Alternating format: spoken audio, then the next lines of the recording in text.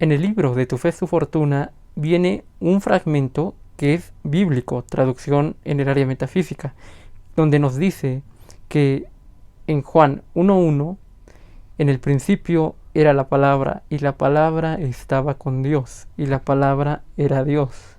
¿Qué es lo que nos está diciendo realmente esta interpretación de Neville Goddard o este fragmento que él tomó para hacer referencia a nosotros?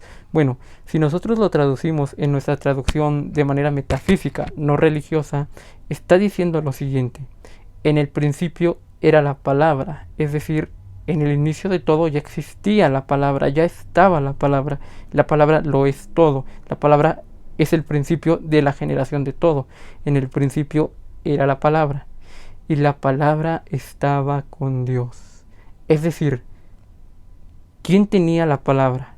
En este caso, si lo analizamos, nos damos cuenta que Dios tenía la palabra, porque se dice que en el principio era la palabra, y la palabra estaba con Dios. Ok, la palabra estaba con Dios. Y después sigue y dice, la palabra era Dios. Entonces es aquí cuando yo me pongo a reflexionar y digo, en el principio era la palabra estaba con Dios, y la palabra era Dios. ¿Y por medio nosotros de qué hablamos? Si no es por medio de la palabra.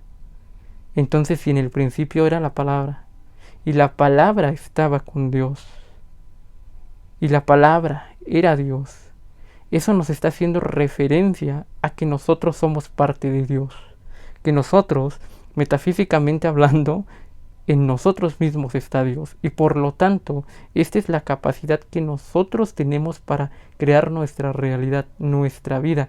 Es esta la parte en donde entra la ley de asunción y donde nos da este poder de creación de nuestra realidad a nuestra manera, a lo que nosotros queremos, en donde nos da la fuerza y la autoridad para poder hacer realidad aquellos sueños, aquellas metas que nosotros tenemos. Y es muy importante analizar la Biblia desde el área metafísica.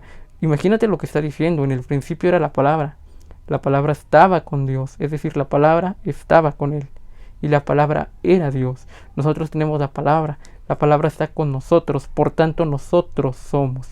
Espero que haya quedado bien entendido este desglose en donde se explica que aquella persona que tiene la palabra, o aquel, no sé, no me gusta llamarle entidad, pero aquel ser que tiene la palabra es Dios.